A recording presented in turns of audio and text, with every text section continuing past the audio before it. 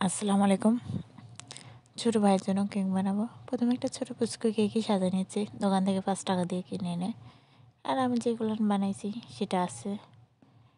এটা প্রথমত একটা ফেক কেক সাজাবো, ওকে একটু চমকাই দেওয়ার জন্য। তো ছোটো একটা কেক দিয়ে একদমই যাতে হতাশ না হয় সেই কারণে একটা ছোটো কেক দিলাম। যাই হোক, খাক বেচারি।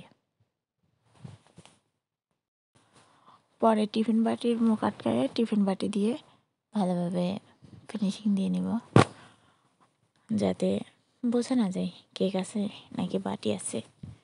তো আর দেখতে আসছে না কী করছি আমি।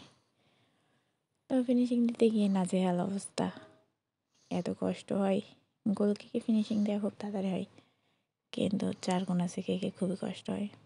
শেষে আর কী করবো, হাল ছেড়ে দিয়ে ব্রাশ দিয়ে একটু যেমন যেমন ডিজাইন করে নিলাম। প্রচুর টাইম নিলাম, তবুও ফিনিশিং আনতে পারলাম না নিখুঁতভাবে, তাই এটাই করলাম। আর ফিনিশিং দেওয়া হয়ে গেছে। উপরে 2D নজেল দিয়ে একটু গোলাপ দিয়ে দিলাম, আর একটু হালকার উপরে সিম্পল ডিজাইন দিয়ে দিলাম। যাই হোক, দেখতে ভালোই লাগছে। আর একটু সুগার বল দিয়ে দিলাম। এই কেকটা সাজানোর পরে এই কেকটার নাম হয়েছিল পিরামিড। আমার ছোটো বোন বলছে, আপু তুই পিরামিড কোথায় পালি?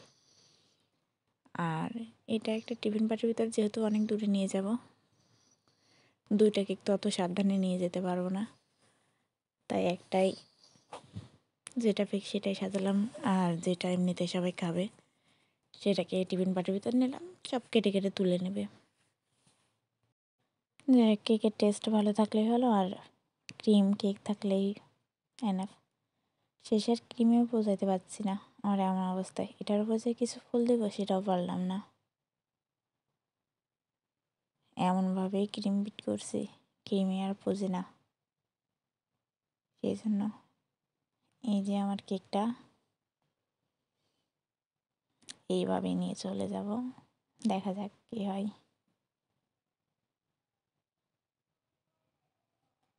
আমার ভাইয়ের ধৈর্য কম, কাটছে গায়ের জোর দিয়ে, কিছু হচ্ছে না। শেষে ক্রিম তুলে খাওয়া শুরু করে দেবে।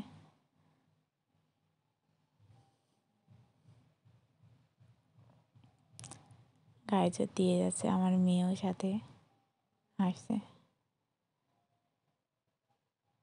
শেষে আর কী করবো, না পেরে সব উল্টাই ফেলতেছিল, সেজন্য আমি খুলে দিলাম যে যা, নিচেরটা তো খা। কেক কাটাও সারা, গালের ভিতরে শেষ। ধৈর্য কম থাকলে যা হয়।